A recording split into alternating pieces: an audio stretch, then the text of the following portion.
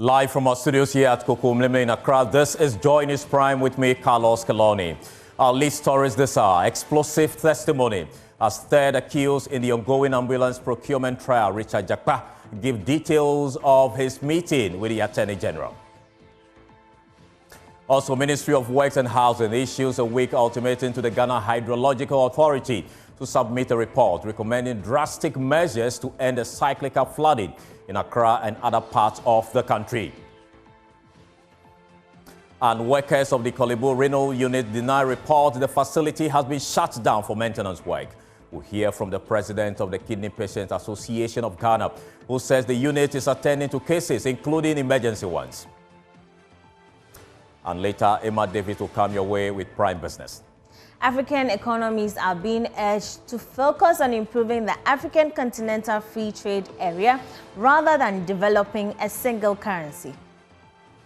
AFTS can give us what we need, then why don't we rather put in the effort from the AFTA initiative and achieve it at the continental level if a single currency will not work?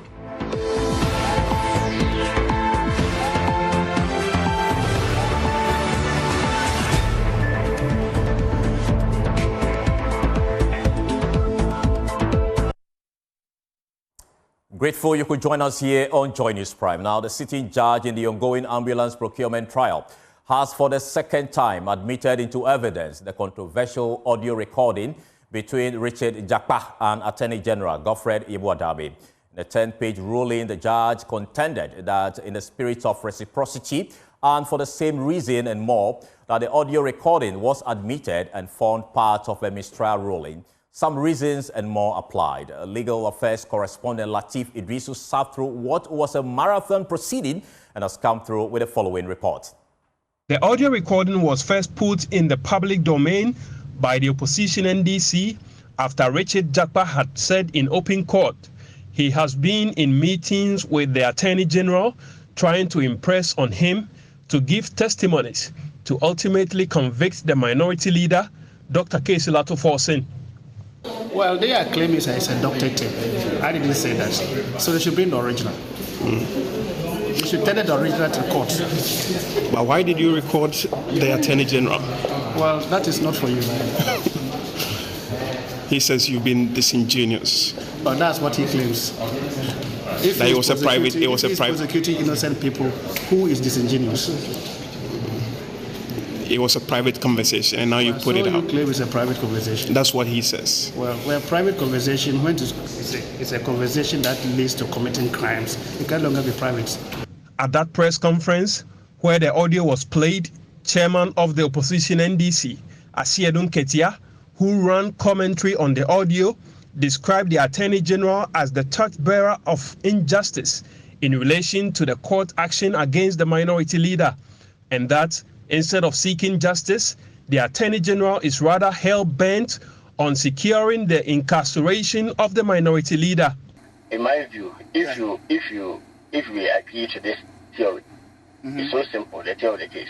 Not agree to the way you want to go. The way you want to go about it. So let's agree. Let's describe it that way. Let's describe it that way. The way I want to go about it. Okay, if fine. Agree this way.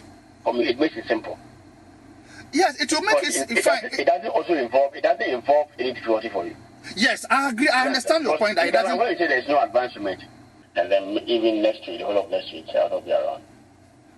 There's a way of you not even finishing next week. I would appreciate. Oh no! Okay, no! I'll not finish next week. I don't think I'll be able to finish because the documents are many. Because the first accused has already opened and closed his case, his lawyers relied on the content of that recording to ask for a mistrial, an application the trial judge dismissed, in addition with an application to injunct the Attorney General in the ongoing trial and conduct an inquiry into his conduct. In court on Thursday, the trial judge, in a 10-page ruling, readmitted the audio recording into evidence to now form part of the substantive case itself. According to lawyers for Dr. Akufo-Addo, the recording borders on the letters of credit and the terms of the contract signed between the government of Ghana and Big C. to make the case that at the time the Attorney General pressed charges of causing financial loss, he did not have the full facts of the matter. Tell us what you make of Richard Jakpa's testimony today. He has given his evidence, isn't it? So we are to test it. You wait on Thursday and beyond, Tuesday and beyond. You get the full story, so don't worry. What do you make of his testimony? He has given his evidence in chief. That's his case. But if you come to court and state your case, it doesn't mean that you made your case. I just want to rest it there. We are going to examine him. At the end of the day, you make your own judgment. Do you find it credible, the evidence? Whether it's credible or not credible. He has given his evidence, and I don't want to prejudge us before the court. That's his case. We also confront him with our case, and the court will make a decision out of it. But are you surprised with the kind of things that he's been saying? I will not say, because already something in the audios that we've heard, so it's not something new. He made the point that the AG is urging him to get Atto, forcing him to be jailed for at least 1 month. I don't want to comment because you see, it's a life matter. That's evidence in chief, and as counsel, I don't have to comment on specific. But as I said, when we come to court on Tuesday, all those things will be tackled. But what's your initial reaction on the ruling? Oh, the judge decided to make a ruling, and that's how the law works. Today, the judge said our objections are not something that she was going to take. We take it. You think you have enough under your sleeves to undo what Richard Jakpa has said to court today? Rest it there, and wait for our side of the matter, and you'll be marveled. You rest it there.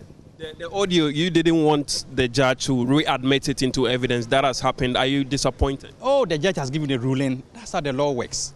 If you think you don't want something to be admitted, you raise an objection. This is the duty of the judge to make a pronouncement of such objections. The judge has done so. That's rule of law. You didn't want it because you felt it wouldn't do well for your case. How bad or damaging is this, admission of the audio to your case? Not at all, because this audio is something that you have heard, isn't it? Having to heard it, you've heard it. So that is new in it. But it's about procedure. So in terms of the content, we are not minded by that because it's something that is in the public domain. But as to whether you can tender a recorded or secretly recorded audio is something that we wanted to test, because that's why we're talking about law, not about public sentiments, whether you are comfortable, you're not comfortable. It's about due process. And the judge says that that's due process. It can be tendered. We are going by it. He also talked about the WhatsApp chat between himself and the Attorney General. Do you find that to be credible, or is something that has been made up? Whether it's credible or not credible, I said it's a life matter. As a lawyer of at least 22 years standing, I will not conduct my case in the media by saying it's credible, it's not credible. But come to court on Tuesday and hear our side of the matter. One question that will not run away is the absence of the Attorney General in court. Is it now clear that he's headed to He reserves the right to be in court. He reserves the right not to be in court. At the time that he wants to be in court, you see him. If he doesn't want to be in court, you also not see him. Let's take a look at some quote from the hearing. Joining me in studio is my colleague Akufo-Addo. Akufo-Addo, you've been looking at some of the quotes from the court. What are we learning? Well, so let's paraphrase from what transpired in court today. So on the readmission of the evidence, this is what we know. What we know is that the audio recording between Richard Jakpa and the AG, Ofori-Atta, has been readmitted into evidence in the ongoing trial. So that's the first thing we know. Then another thing is that for the same reason and more than that, the recording was admitted for the mistrial application ruling. Same reasons still apply. And then also we know that in the interest of reciprocity, the pen drive that was tendered in has been admitted because the judge believes that if it was from the prosecution, they would have admitted or accepted it. So why not do it for the other side? Now, what we also know is that in terms of the third accused, his witness, what he said in the witness box, let's paraphrase a bit for you to know. He said that I have met AG, here he means Ofori-Atta, four times. And I met the AG for the first time on 16 February 2022, before the plea bargain actually was initiated. So let's continue. It says that the commencement of the plea bargain arrangement started in 2023, and we had met way before that. He claims they met in February 2022, and that, the plea bargain started in 2023. What we also know is that he said that he met Ofori-Atta twice in 2022 at night around 10:30 p.m. So he claims that he has never met Ofori-Atta before 10:30. All the time they met was beyond, somewhere around 10:30 or beyond 10:30.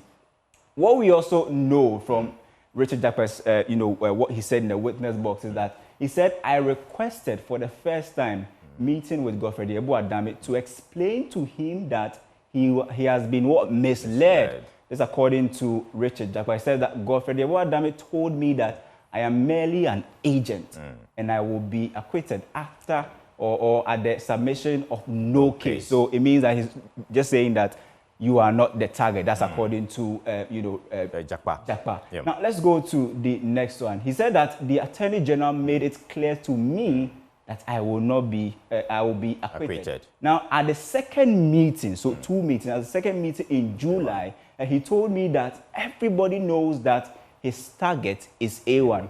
A1 here, he means Dr. Kesel Atoforsen, who is the minority leader. So, according to Jakpa, the target is A1, which is the minority leader. Now, he says that the AG called me to spy on Animana to verify if indeed he was at the hospital. I did the work and I replied at 8:48 on, somewhere around 23rd November 2023, and the AG replied at 8:49 and said, thank you. And that's what he said. Now, let's look at some more. He said that the prosecution of Dr. Kesel Atoforsen was not in the interest of justice, but my interaction, by my interaction and the pressure from my extended family and other respected people, I know that if it was for political convenience and for exactly. So it simply means that he feels that this was not based on justice. So that's what we know from court, paraphrasing from some of the quotes from court. I mean, the witness box testimony given by Richard Jakpa in court today. Thank you so much, Kofi, for the details. Now, moving on from the story, Ghana has so far invested 450 million cedis in a national flood control and priority drainage program. A World Bank $200 million has been spent on the Greater Accra Resilient Integrated Development Program, carried. But the Ministry of Works and Housing say they have only addressed 2% of the problem. The Ministry of Works and Housing has therefore issued a weak ultimatum to the Ghana Hydrological Authority to recommend immediate interventions to end flooding in major parts of the country. The Deputy Works and Housing Minister, Dr. Prince Amma, made this known in his remarks to staff of the Ghana Hydrological Authority as part of a working visit to agencies under the ministry. Counting the loss, the reality of scores of people affected by the recent flooding in parts of Accra. As the National Disaster Management Organization comes to the rescue, government believes more work needs to be done. Deputy Works and Housing Minister Dr. Prince Amma is today delivering a marching order to the Hydrological Authority with a week's ultimatum to deal with the situation. The cost of dealing with the aftermath of flooding is so expensive that it is better for us to take proactive measures in averting that than to react to the consequence of flooding. And that's why your institution is set up to help in delivering that. The little rains that we have experienced today, there are so many areas that we understand that are experiencing flooding. We don't have to wait, we have to act proactively. So my instruction is that within the next 1 week, we need to advise the ministry the specific interventions in which areas. Going by the ministry's order, the interventions would include Accra's biggest storm drain, the Odo Basin, which is now clogged with filth, especially plastic waste. Already, officials working on this Odo Basin through the World Bank-funded Greater Accra Resilient and Integrated Development Project, GARID, say they have commenced a behavioral change campaign as part of a broader flood mitigation plan. And we've been able to evacuate with assemblies something in the region of 4,500 cubic tons of waste that people have otherwise dumped. And if this had not been cleared, the incidence of flooding we are seeing would have been worse than that. Part of the reason we experience the flooding is the people's bad behavior. Building in waterways, building in buffers, building in floodplains, dumping waste indiscriminately. So we have a behavior change campaign that is going on that we are rolling out, trying to inform people. So we started community by... But the recent flooding is also bringing to the fore again questions about the effectiveness of a $350 million funding received from the World Bank to mitigate the impact of the floods, as the NDC minority in Parliament argues that only minimal work has been done. A claim Dr. Prince Amma denies categorically. In respect of the garage, I'm sure that the minister had responded in Parliament that every single expenditure on the garage project has been accounted for, and all documentations have been made available to our colleagues in Parliament. And so I'm not sure that that matter is still prevailing, given the fact that they have been properly briefed on all of that. Visitation, you know that the project is a very comprehensive project, and it requires a lot of processes, especially in contractual arrangement. If we have worked with the World Bank, you would understand and appreciate how their processes are. They're very, very stringent. So sometimes the process could take a while. But the key thing is to assure the people of Ghana that every penny that has been approved for this project will be utilized in the manner that was approved for. Meanwhile, NADMO is calling for the demolition of buildings closer to a bridge at Kiseman, with floods anytime it rains. The disaster management organization was at the scene of the aftermath of a flooding that occurred on the bridge following rains this dawn. Municipal NADMO Director for Ghana East, Seth Kofi Osei-Kusi, blamed the construction of houses along the banks of the stream that flows under the bridge as the main reason behind the perennial flooding in the area. My colleague Kenneth Ejisi was there and now reports. This stream might look calmer now, but it wasn't hours ago. When it rained this dawn, the water levels rose and covered the entire bridge, resulting in flooding. Now, residents of this community ended up blocking the road, preventing vehicles from going or coming. Now, this is a major bridge because it connects two municipalities, Okaikwe North and Ga East municipality. But the residents here say this is a perennial problem. The flood have taken over everything again. So we are pleading to the government to come to our end and come and raise the bridge. They buried the bridge on the floor or on the ground. I think they have to raise it. The contractor who did this thing, I'm still repeating it again, he have to look at the Christian Village Hill and look at the Paraku before construct the bridge. And I mean that the bridge is high, it won't disturb anybody. You can see Achmontan Bridge, Achmontan overhead, and the Apenkwa and Co.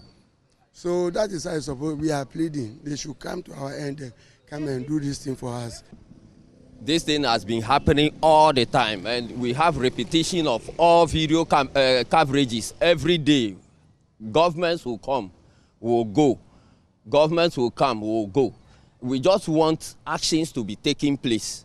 This thing is made over so many years. If this bridge has been raised a little bit, these problems will be solved. You understand? So every day, video coverages, NADMO every day, everywhere, is disturbing us this time. But NADMO says these are as a result of the buildings you see here. Along the banks of this bridge, in the middle where the stream passes, to your left and to your right, you see buildings scattered across. Now, NADMO says anytime it rains heavily, the water levels rises to the windows of these buildings, preventing the water to flow freely. And that is one of the reasons why flooding occurs anytime it rains. 3 weeks back, Ga East and Okaikwe North, we both came here.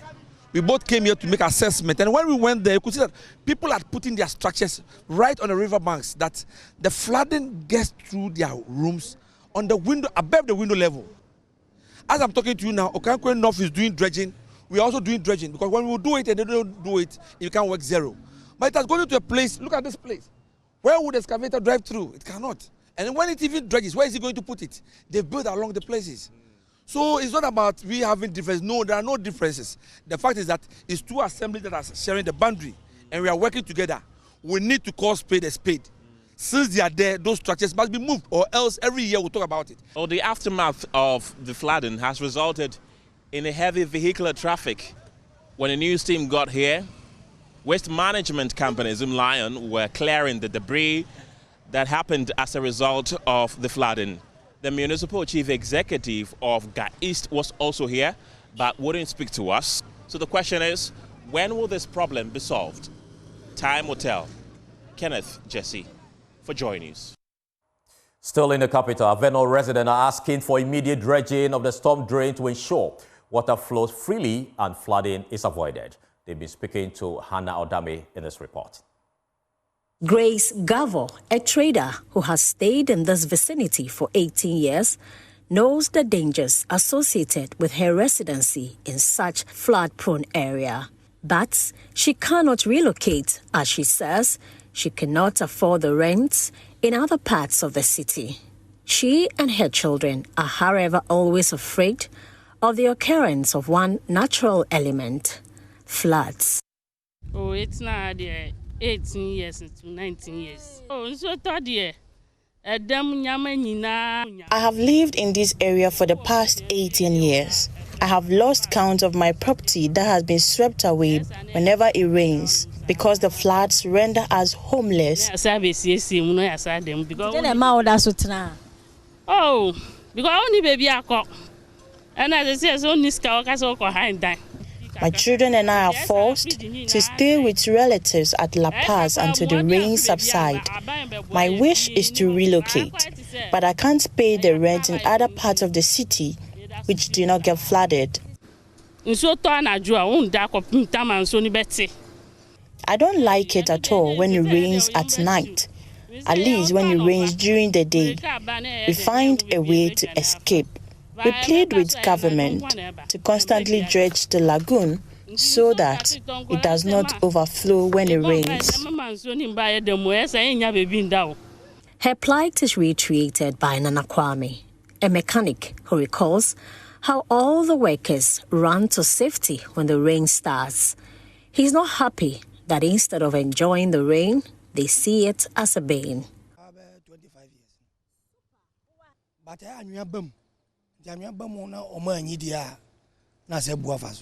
I have lived and worked here for the past 25 years.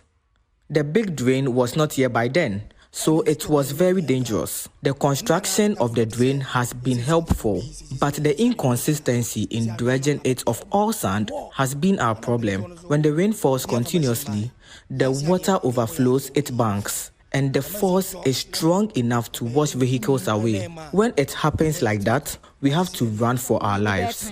All we need is for the sand to be dredged, and with the onset of the rains, I plead with authorities to quickly act, or we will not hear good news.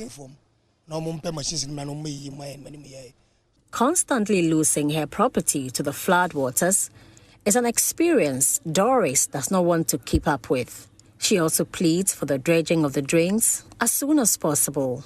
The drain has been overly filled with sand, which is washed inside by rainwaters. It impedes the smooth flow of the water in the drain. That is why when it rains, it overflows. I'm pleading that the drain is constantly dredged. All the wares I sell get washed away when the floods come. So I've devised a strategy. I store all my important belongings on top of a wardrobe. Then I go to a safe area until the rains are over. It was so sad last year. I could not stand seeing one of my favorite bows being washed away.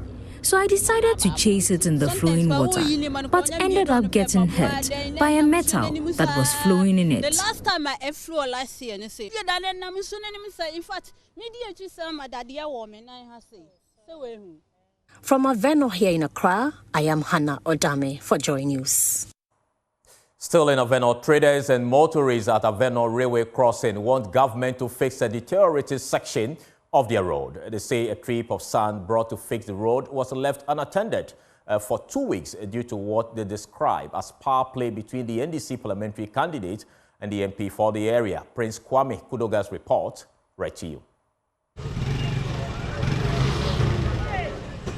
This is the daily ordeal of motorists and residents of Avenor Railway Crossing here in the Okaikwe South constituency. Due to the bad state of the road, motorists have to carefully maneuver their way out. The situation is further worsened by the rains. Motorists and residents who spoke to Joy News say although they managed to find their way out, it is not without damage to their vehicles, as they have to visit the mechanic shop and change car parts every week. The situation is not good, it's really bad. Look at. They've been coming here always, but they don't fix it. You know, we've been complaining, but look at the situation here. It's very bad. It's very bad. So we are only pleading to the government to do something about it. This is really bad. We understand that 2 weeks ago this heap of sand was brought here, and up to now nothing has been done about the situation. Because we are in we are in a rainy season. All this sand will be washed by the rain. You understand? It's not nice. You see, they have to do something about it. You know, you have to do the work. They have to do the work. It's really affecting because, like, you drive here at the end of the month, like, you go to the workshop and you spend money. You understand? Look at the situation. It's very bad. Oh, SSA some cars are so cry, SSA cars. Tambia pushy cars wa. Tambia. So we so that it's me that hanon be say 2 weeks now hanon. Obo wan so asamba to agusu. Nti tambia ade so ho. Here is under Okankwe South. Okankwe South. Every day, whenever rain falls, you know, the whole place gets flooded. And even cars find it very difficult to cross. And even sometimes they are bumper removed, they are shocks, and they are exhaust, you know, get spoiled. So always you see them suffering, you see drivers. And it causes a lot of traffic. And here is leading to industrial area. We have more companies, more factories, more warehouses over here. So we are pleading to the municipal, the assembly, and the government, Okankwe South. They should come to our aid and, you know, come and fix this mess, because it's a tragedy. We are having a lot of problem. The impact of this bad road extends beyond just the motorists. Let's now shift our attention to health, where, contrary to report, workers at the Korle-Bu Renal unit say that it has not been shut down for maintenance work. According to a worker who spoke on condition of anonymity with Joy News, the unit did experience technical challenges, but these issues have since been resolved. President of the Renal Patient Association of Ghana, Akufo-Addo, says the unit is attending to cases, including emergency ones. Maxwell Agbagba was at the Korle-Bu Teaching Hospital and now reports.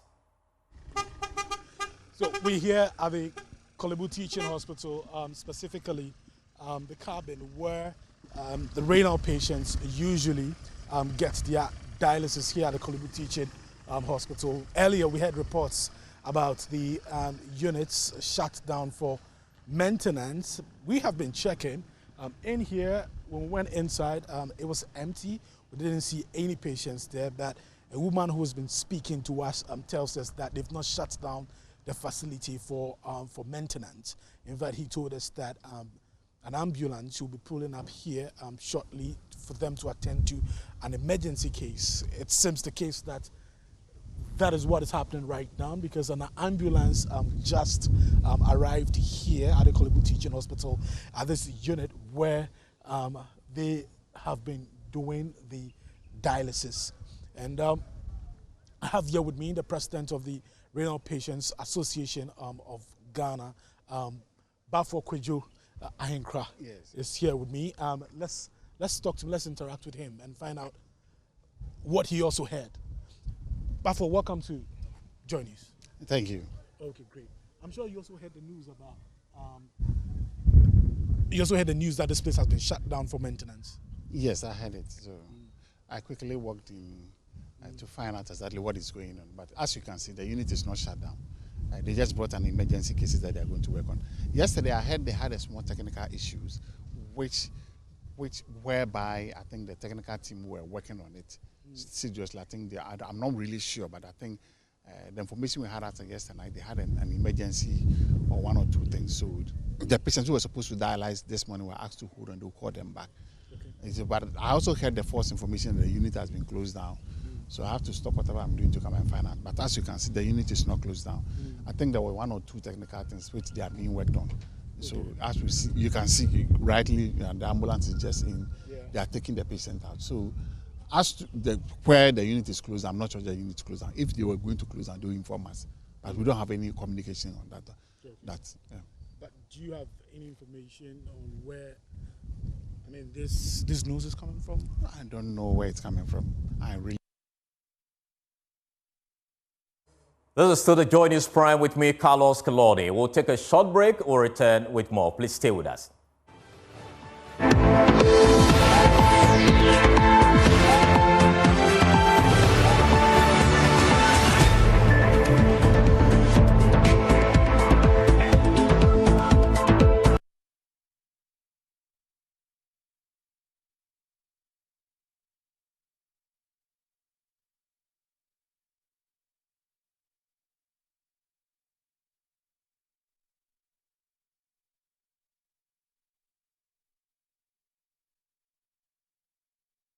Stories.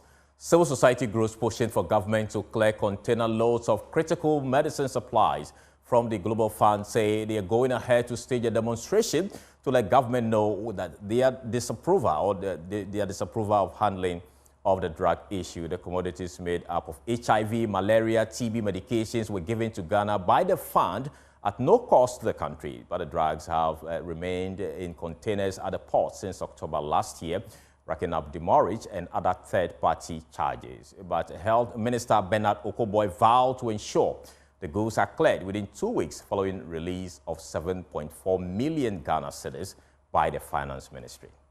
Yes, I mean, I think the release by now, it's my hope that you have details of the release. The release has stated that about 64 or so of the containers are out. We've had some monies given to us, about 7.5 million Ghana cedis from finance, to take care of these third-party charges which was holding us. And for me, with all the bureaucracies of paying on give me, I've given myself 2 working weeks. So it will be a sad story to go beyond this month and have even 1 container still at the port.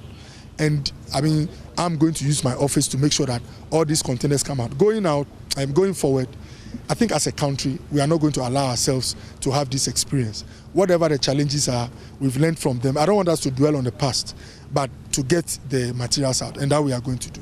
The Global Fund has given indication that this will affect our relationship with them in the future. Are you not worried as a minister? Oh, but if something is not too perfect and is affecting a relationship negative, is not positive for the relationship, what do? You show signals that you are serious about the relationship. I was in Geneva, I met the head of the Global Fund, and I told him that, look, take it from me. I'm going to work hard to make sure that we clear these containers this month. In fact, he even said that the meetings with his team, the country, Global Fund country team, is not too regular. I told him every week, I'm ready to meet your team. Yesterday, I met the team. So we've taken enough steps to let them know. In fact, even within the Ministry of Health, our team that works with Global Fund, we've done some changes just to send a signal that we want to improve on the relationship. And it's in the interest of both Ghana and Global Fund to work together, because the funds and commodities that they have, once we have patients here, they can't go and throw it away. They need to give it to us. We also have obligations. We also have to work towards it, and that we are going to do. Now, let me give you a little breakdown of how this whole story started and the number of containers received by the Ministry of Health. You see there, mosquito nets, ITNS is 272, pharmaceuticals, which is ARVs, HIV, RDTs, and ACTs, 2 containers, and TB medication, 1, and medical devices and equipment for TB cartridges. Actually, you see the number there, 8. And so total number of containers received at the time was 283. Now, let's look at the securing of a cheat for clearance. It went up to about 219 initially secured, but so far outstanding to be cleared is 64 you have there. Now, let's move on and look at the cost of delayed clearance. The ministry's inability to clear the commodities at the port resulted in third-party charges of 7.43 million Ghana cedis, the delay alone. That's what they call it. And securing of cheat for clearance, a request letter was sent to the Ministry of Finance to secure auction cheat for outstanding 64 containers. And the outstanding 64 containers comprised 1 TB medication container and mosquito net containers.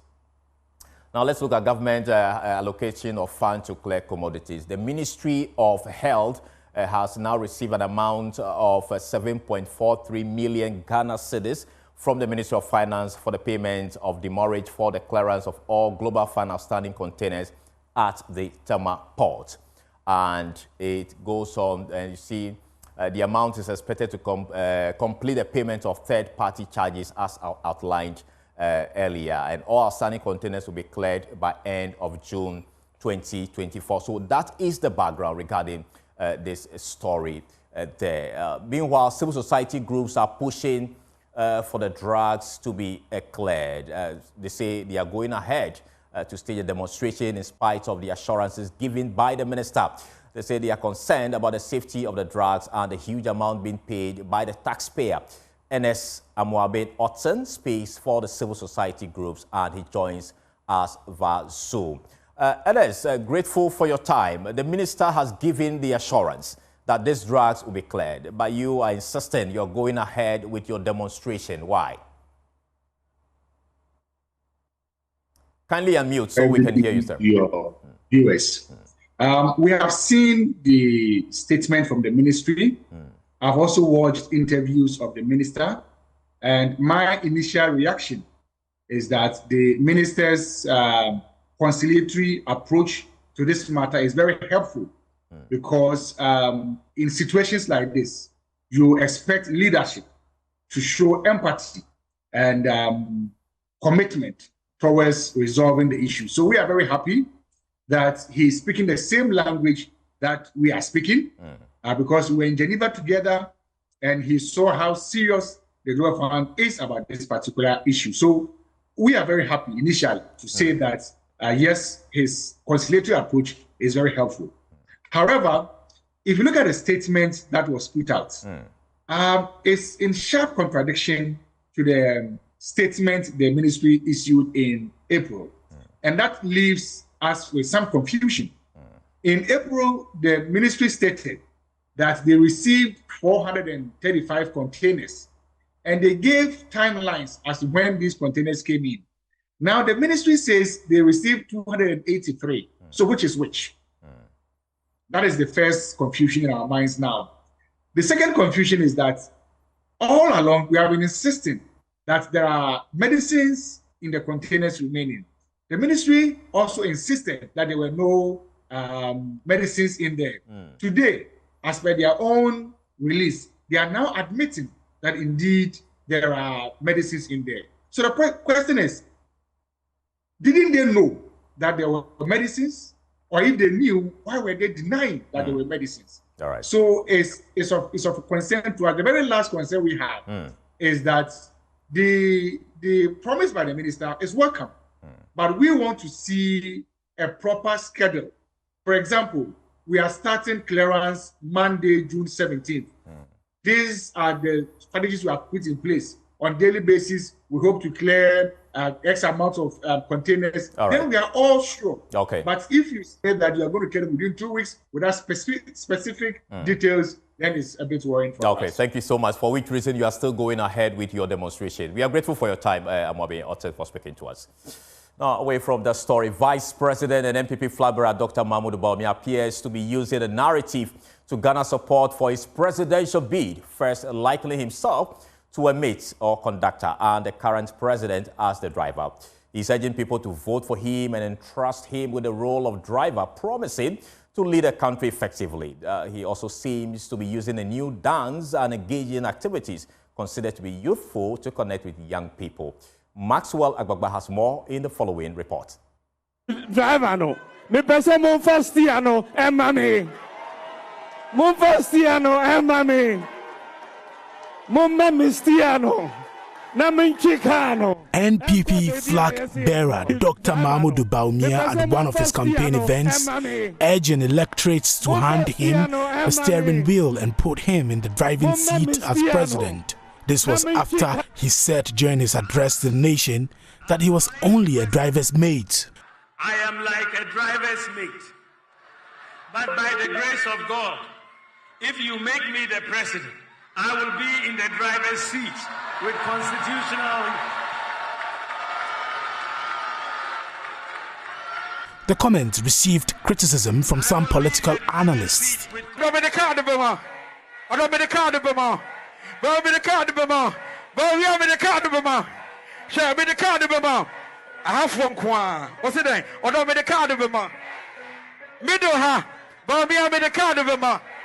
Despite the backlash, Dr. Bawumia remains unfazed. He has now incorporated a new dance move which mimics driving into his campaign. This dance is performed to a song by hip-like musician Guru, in which the lyrics have been changed from Twi to English.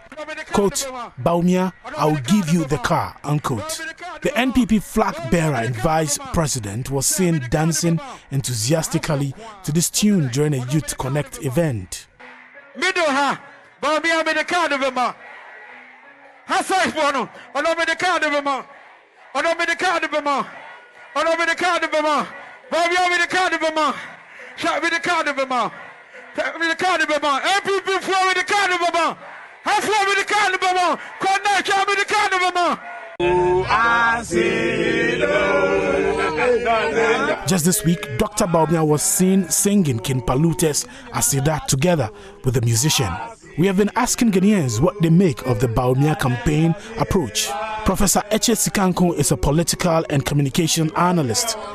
He has done an analysis of Dr. Mahmoud Bawumia as a vice president. He recently launched a book he authored titled Dr. Bawumia and the Modern Vice Presidency in Ghana. He says his approach is resonating with people. The use of metaphors in Ghana's political discourse or political space is not new, and it's definitely not a rare thing when it comes to presidential discourse or political discourse in other parts of the world. As a matter of fact, it has been established that metaphors are very much a part and parcel of everyday reality, and that they are fundamental to our understanding and ability to make sense of everyday events. So metaphors are things that are used in everyday speech or language. And so the vice president drew on this metaphor of a driver's mate to exemplify the fact that he was a vice president and not the president. So putting the vice in there to demonstrate that there's a palpable difference between him being the mate as opposed to being the president.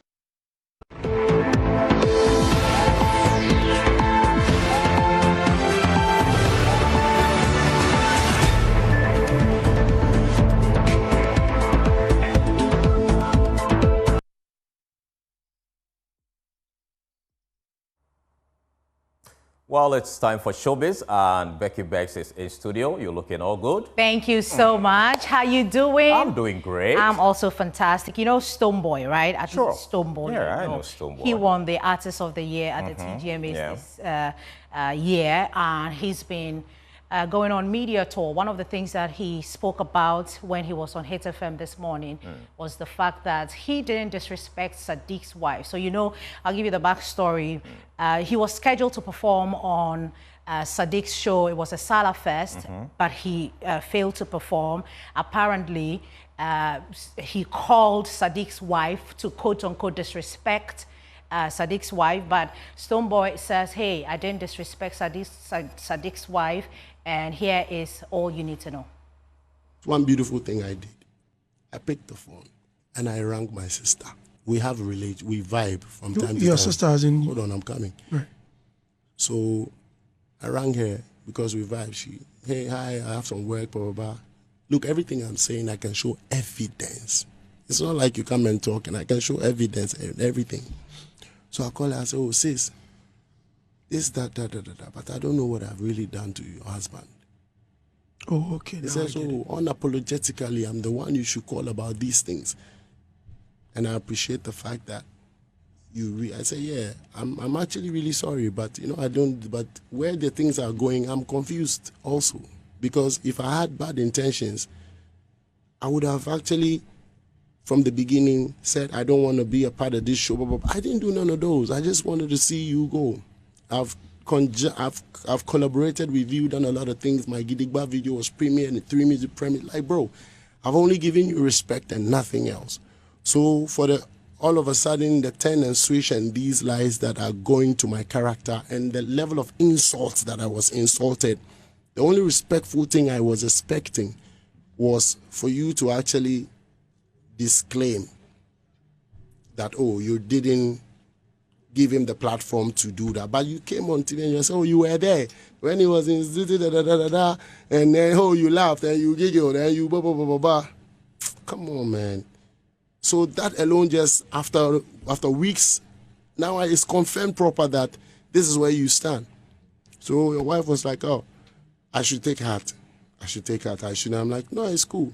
Me, I'm not the type that will go on social media and I can't do that. This is most respectful. Some of you speak to my wife, true or false. Some of you speak to like every day. Exactly. I woke up early at 3 a.m. She has sent me. This is somebody I grew up with. This is somebody I grew up with for years. And he even stated that, oh, Madam is my friend. We grew up together. So that's it. Then more tweets kept going on. And then now the big one. Jesus Christ, I'm like, really? I called to disrespect your wife. I called to none of those ones because I have evidence again about that, like this, nothing like that. Then I called him. I said, bro, I spoke to your wife. Did he tell you? The way you are going about these things, I don't know what you want, but I've not done you any wrong. But one thing is that don't see me in town and do like say me and you are cool with me. Please keep the same energy. Finish. Oh, okay. So in answering your question of how I deal with these things, I find the best ways to deal with them. And these are the Stonebwoy right there. Let's talk about Reggie Rockstone, because he says that he is grateful for the love that he's been getting in the industry and also looking forward to be celebrated. They are honoring me in New York. Right. What, you know the date? Yeah, 22nd. 22nd June. On the 22nd, they're honoring me inside in New LLC. York. Yep, inside in New York. I really appreciate you. Shout out to the UK Massive. They did it. Alodia did it for me. And to see, I met Jimmy there. You've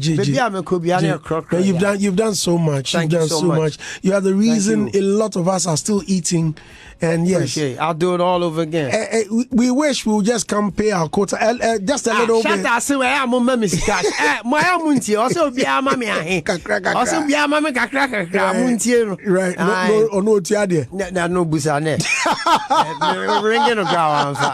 On Saturday we'll meet at Roxwache for the Comic Fest. Guys, let's all meet there and enjoy the program from Saturday, Sunday, and Monday. From Saturday to Monday. Monday's a holiday, so Monday's the climax. If you love Komi Kekena, if you love Wache, especially there, let's also talk about Throwback Thursday today. Today we have the essential things that you've had in your chop box back in senior high school. Do you want to name some? A lot. I had singlet in there. In your chalk box? Chalk box? Is a chalk box? Yeah. Oh no, Gary, Shito, and Co. Okay. Okay. And Co. Yes. So this evening, this is our chop box. Okay. So I'm giving you all the essential things that you will find in a chop box. That's Gary. You'll find Gary in the chop box. You find this one is Shemima biscuits. For those of you who haven't really seen Shemima or eaten Shemima before, this is it. I don't know why we don't have it. Bring back Shemima. Okay. That iron, sometimes it goes into the chop box because you can't keep it in your trunk.